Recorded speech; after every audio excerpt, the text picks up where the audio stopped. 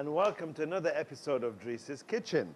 We're going to prepare you what we call a grilled shrimp starter. Now, the secret about these shrimps is this. They are tiger prawns, but they are baby tiger prawns. And they're being grown here locally in Pirang. If you can get a hold of these prawns, buy them. They taste a lot better than the ones you get in the Bacau or Seracunda market. We're then going to follow that with a traditional roast beef, our style. Christmas is roasting time. We did you last week a roast turkey. Today we're doing you a roast beef. And next week we'll do you a roast duck. All right? Now, we were going to follow that with actually a Christmas log, a chocolate Christmas log, something you can take and just do this all over your face and then look at your partner and say, do you still love me? And if he says yes, then you're guaranteed for life. You're going to inherit everything. He'll write his whole will out to you.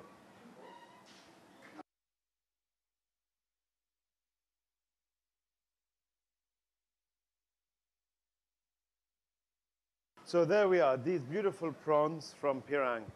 Go to Pirang and buy them if they'll sell them to you, because I understand they're mostly for export. What a shame. We should also enjoy some good Gambian produce. Okay? Only slice the garlic here already, as you can see, and one whole lemon. Okay? Let's go. Some garlic. This is a whole clove of garlic. And we've got approximately, I would say, about 125 grams of this. Is that right, the prawns? And, okay, we'll put some salt and some pepper. And you guys who are in this house, you just wait till you smell this. Your wine would have never tasted better once I offer you a taste of this prawn. It is absolutely orgasmic. It is good, good, good stuff. All right? And then we put like about a teaspoon of olive oil. It's okay, huh? Just a teaspoon of olive oil.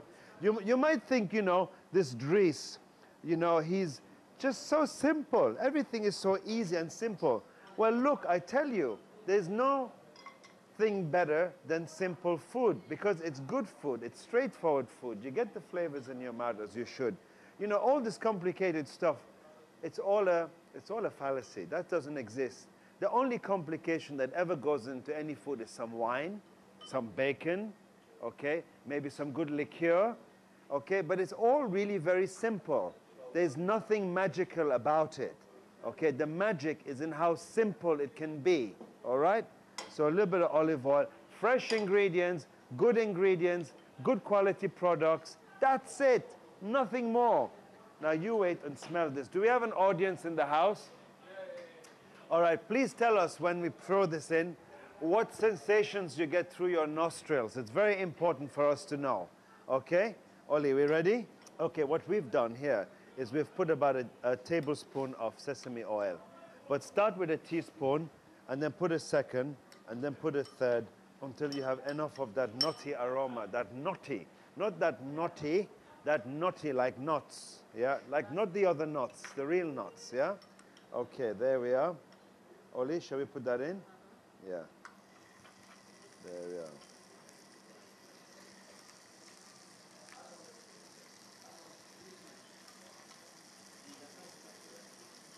Can you smell it already? It's amazing, isn't it, huh?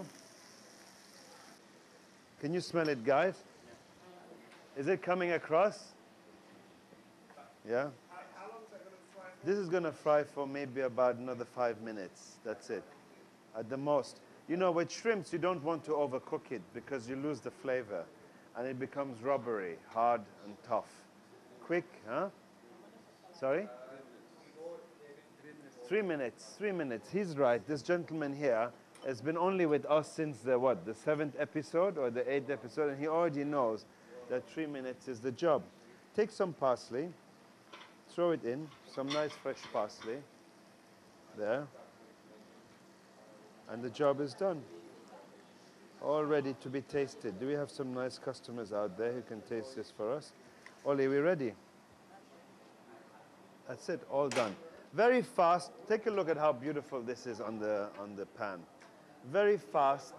Very, very easy. But you know, everything that's gone in there is correct. All the ingredients, the quality of the product, the prawn itself is superior quality. Everything there is perfect. Here we have our grilled prawn starter. Now this starter is supposed to be actually presented on a bed of salad with tomatoes, cucumber, and 1,000 Island dressing, which is made from Armanti mayonnaise, Armanti ketchup, and some Worcester sauce. But I won't do that for the very simple reason that this product is already good as it is. And as our very famous sponsor here just said, it looks like a Michelin product, and that, but they maybe serve it, or they probably would have served it on a bed of something like a toast or so. But my principle is this: if food is good, it has to be eaten as it is. No messing about. Straight as it is, without this or that. Good food doesn't need anything else. Thank you very much. Bon appetit. Well, there we are. We've got Fuzia in the house. She's just arrived from a trip halfway across the world. Vancouver, they call it. Well, she's had to come all this way to really eat good food. I understand Vancouver's full of the best restaurants in the world, but certainly not better than this one. Fuzia, would you like to try this, please, and tell us what you think? Go ahead, use your finger. This is a grilled prawn starter. And be honest with us. Tell us what you really think about this product. If it tastes good, what it tastes like, what sensations you get from it. It's yummy. That's all I can say. It's nice and juicy and yummy. She says it's juicy and it's yummy, and that sums up everything she can say. And I think she's right, because you can't say anything more than something's juicy and yummy. Hooray, we've got a satisfied customer here. Thank you very much.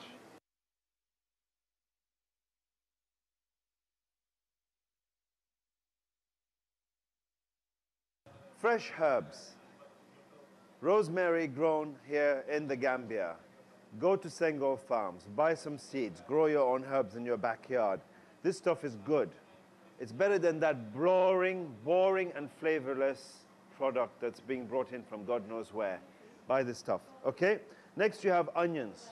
As many onions as you put in, fine. What doesn't stay in a piece disintegrates into the juice or the jus from the broth or the stock, all right? Some garlic over here, there we are, and some bay leaf over there, and we have some wonderful port.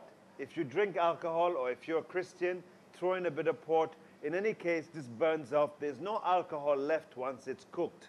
It's just as good as its grape or the fruit it comes from. No alcoholic content after it's boiled. Olive oil from Morocco, the best you can get. Jawhar, buy it. It's the good stuff. And then you got something here, which is the secret for today. This is today's secret. Something you all would have never thought we would put in roast beef: brown sugar.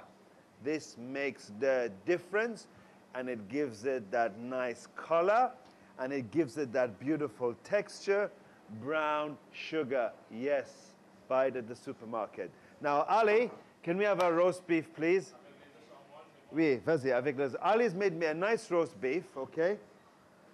And by the way, if you have difficulty finding these products, just come to the butcher shop. Ali will give them all to you. All right, this is our roast beef. About how many grams? 1 kilo. 1 kilo of roast beef. And I've asked him for some bones, what the French call os à moelle. It's bone with marrow. And this is used to give the flavor and the consistency, the texture to the stock that comes out of all the juices that are combining in there. All right? All right, so what we do, take a little bit of olive oil, okay? Pour it in here, about a tablespoon of olive oil. There we are. Okay. Take this. The only deficiency that this oil has is the cap doesn't go in properly. Just reminds us it's from Morocco, that's all. Okay, so there we are. Put the beef in the pan. All right. We're going to throw in some of these things here, which are going to give it its flavor. Okay. Put some onions. Should we put some onions under as well, Oli? Yeah, a little bit of onions under, or so I'm going to stay under like this, yeah. A little bit of onion under, so, you know, the juice goes in. There we are. This is going to be a fantastic roast, Oli, I think, huh? Yeah, throw in some onions on the side. Okay, there we are. Very simple way of cooking. Don't peel the garlic. Just leave it whole like that. Huh? All right, I'm going to throw some more garlic in there, only a whole clove of garlic more. Okay, a whole clove of garlic more, yeah. All right, all of this is going to go in there. No nonsense with garlic, you know. Garlic is called no nonsense. Use it abundantly, abundantly. Don't hesitate. It's something that you need to exaggerate with, otherwise it loses its impact. Okay, there we are, garlic all over there. Now we take this fresh rosemary, just pour it all over there. Okay, all over here, fresh rosemary, all over. Very simple. You know, Sigan, you must think this can be possible. Cooking can be so easy. You must think that, huh? Or don't you think that? Yeah, because most people are afraid of cooking. I think that's what it is. They're just afraid of cooking. Okay, there we are. Put a little more in here. There we are. Okay, this is it. Now, I'm going to take some brown sugar. Shall we put it on top? But before I do that, I'm going to take some port. And I'll take, let's say, about, this is roughly about 1/3 cup. So we'll put a whole cup of port in there, I think. There. Wow, this is so nice. Pa! This is excellent. Whoa. Whole cup of it. That's 2/3, and 3/3 will make it a cup almost, no? Okay, there we are. There we are. Okay, that's it. All right, and then we take some brown sugar. Yeah, some nice brown sugar on top. Yeah, some beautiful brown sugar.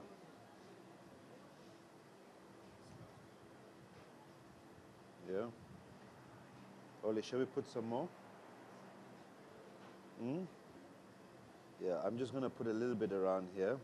Because imagine, you know, this bone, all that flavor from the bone, mixing with a little bit of sugar, brown sugar, which has a different taste to crystallized sugar, and then mixing with the onion and the garlic and the rosemary and the port and sage.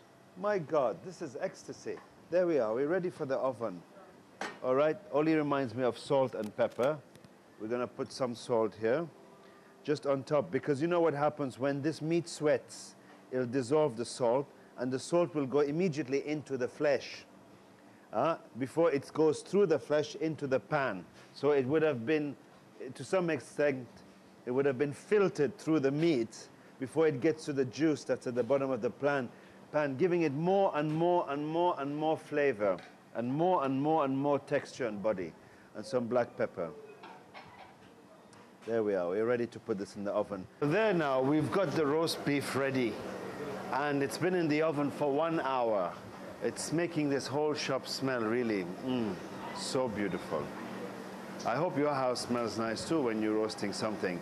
If it doesn't smell nice, be wary. It means there's probably something wrong with your cooking. All good food smells nice, believe me. Okay, there we are.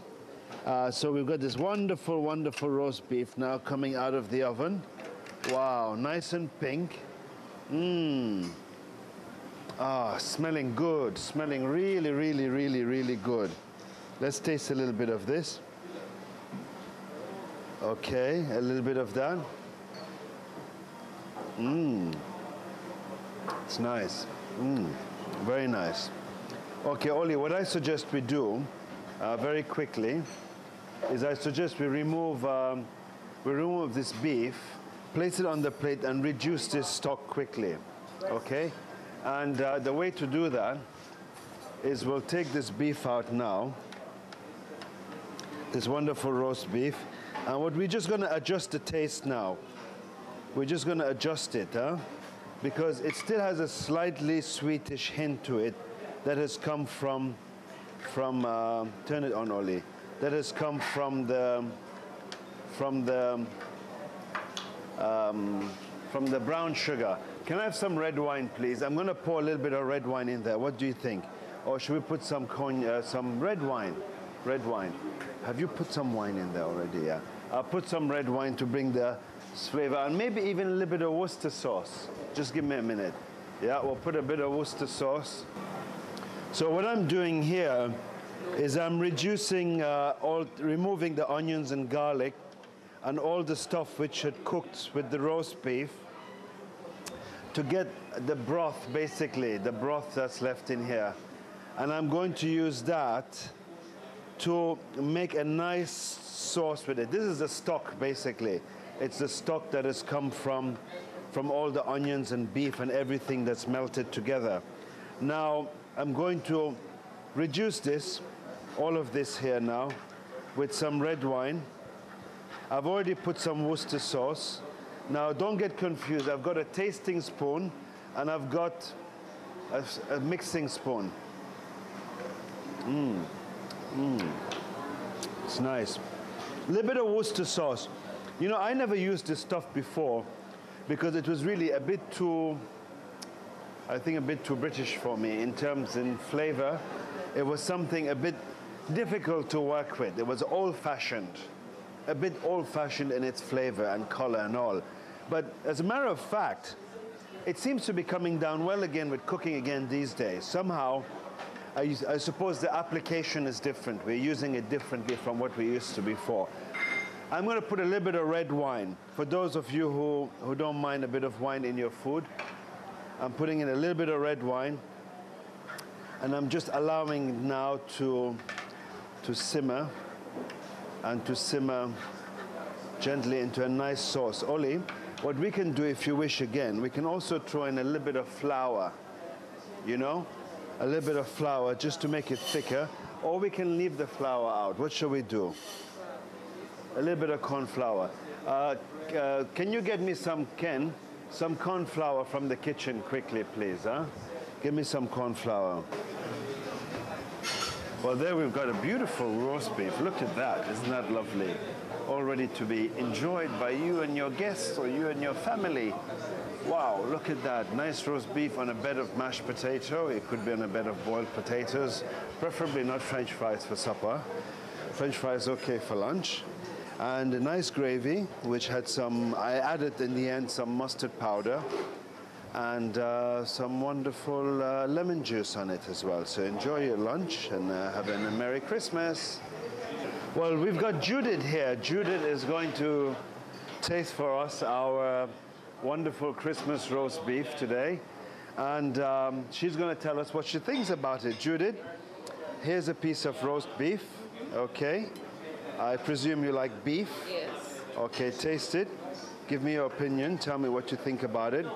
There's also some other stuff here. Do you like garlic, Judith? Roasted garlic I see on the top. Yeah. Chili peppers. That's right. Yeah, some pimento. Do you like garlic? Yes. You don't mind garlic, yeah? Garlic. Okay, and we'll put a little bit of onion on that as well. Okay. So you get a little bit of everything on this piece of meat. Here we are, Judith, please.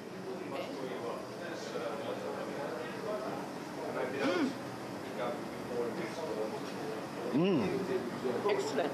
Very good. Excellent, she says. The flavor, something is in there different. The flavor, she says, something is in there different. Something that was not in here. What is it? Is it the garlic, the roasted garlic? Possibly so.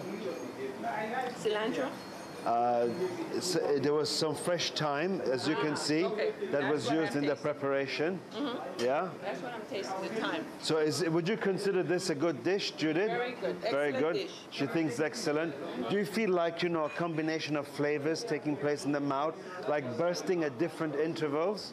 I find that you could taste the garlic, you could taste the thyme, you could also taste the chili. Very little bit of chili was in here. Yes. So it gave it a nice blend. Very Okay. nice blend. So Judith was able to taste, or at least she was able to identify the different flavors that were appearing in her taste buds. And that's the name of the game. That's the whole point. You've got to create a series of experiences in the taste buds. And she has had at least 4. So I think we've got another satisfied customer, haven't we? Very satisfied. There we are. Thank you, Judith. Okay, Enjoy great. your lunch. Thank you. Bye.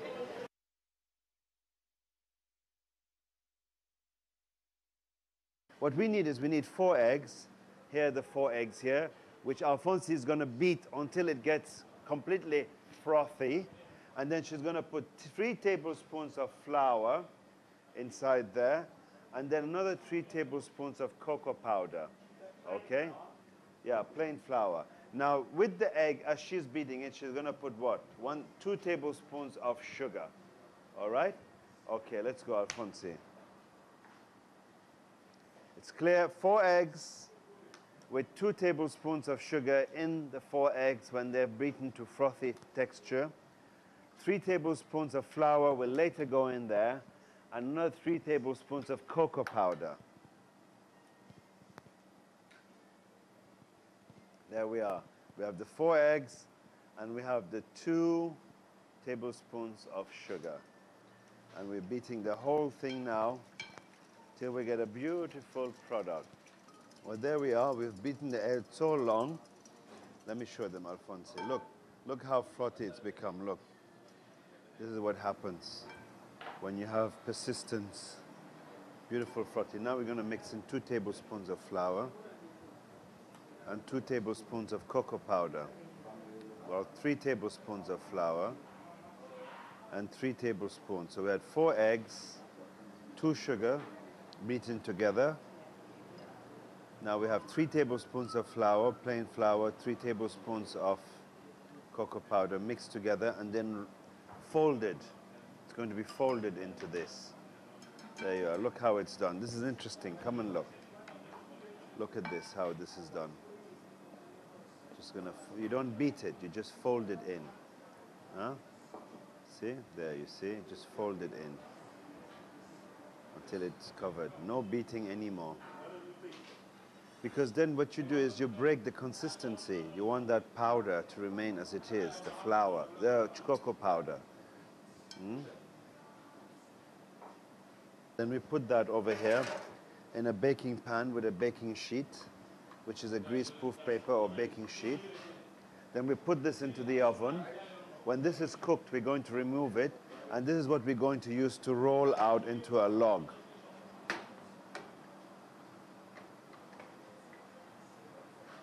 So we roll it out thin. We sort of just move it about so it's evenly distributed. Okay, now it's evenly distributed. Bring it back to the center. That's it, all ready to go into the oven. All right, now we have from here, we've got the nice piece of genoise. It's called genoise, which means it's sort of a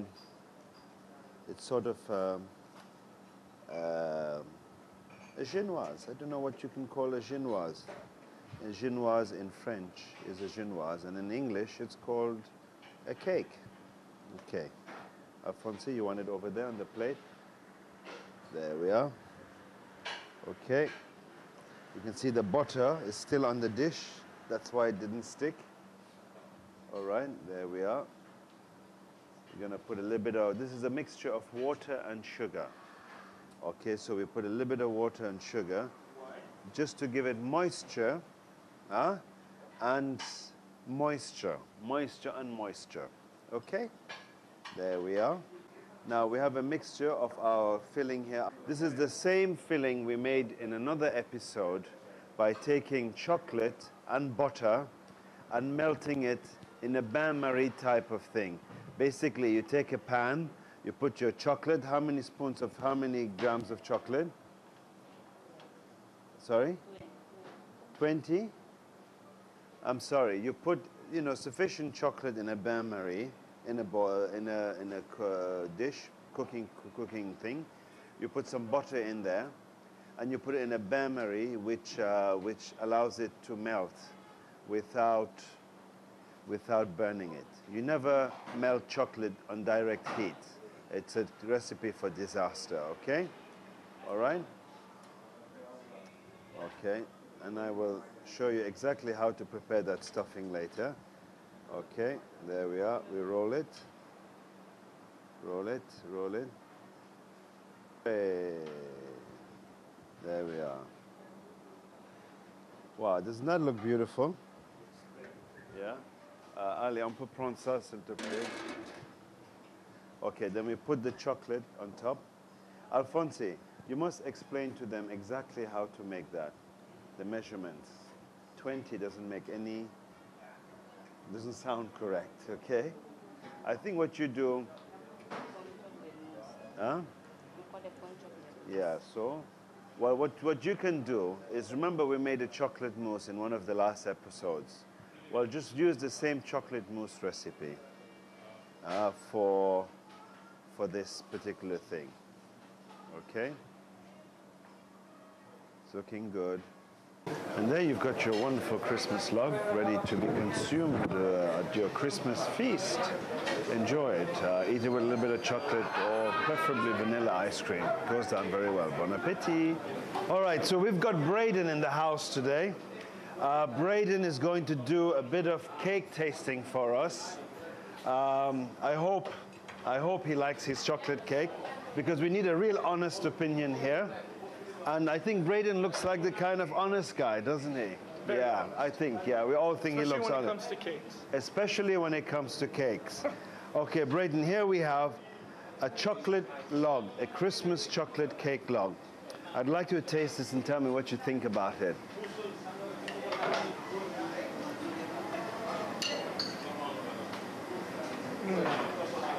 That is exquisite cake. That's some of the best chocolate cake I have had. He says that's an exquisite chocolate cake, one of the best he's ever had. I mean, how does it feel in the mouth? Do you feel, what sort of sensation do you get when you take a bite of this? It's a very rich, dark chocolate. Just melts in your mouth. As soon as it hits the palate, just, oh. He says it's a rich, dark chocolate cake that melts in your mouth the soonest it hits your palate. Wow, that sounds exciting. I think that's how I like to eat my chocolate cake as well. Do you get a sensation, like a bursting sensation of flavors and textures coming into your mouth? Oh yes. Oh yeah. Oh, yeah. Well, he's experiencing that bursting sensation in the mouth as well. Would you say you're satisfied with this cake? Oh, I say I'm more than satisfied with this cake. He's more than satisfied. Another more than satisfied customer. Thank you for Braden. Hey, thank Hooray. you.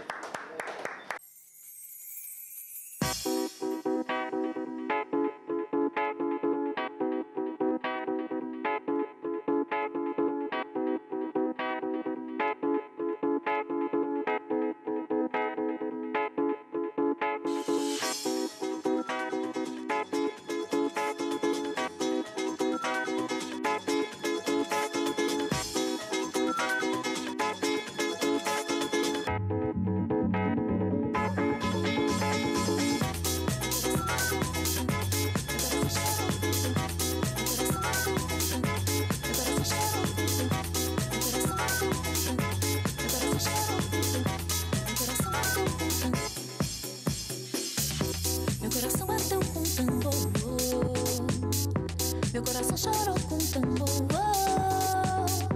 Meu coração bateu com tambor. A wonderful Christmas vlog, which everybody liked. Thank you for joining us for this episode of Driss's Kitchen. We look forward to seeing you again next week. And until the next time, is everyone ready to say goodbye? Are your hands ready, Alfonsi? Morning, morning. Are you awake? Yeah, I think she's awake today. All right. So till the next time, goodbye to everyone and au revoir. Bye.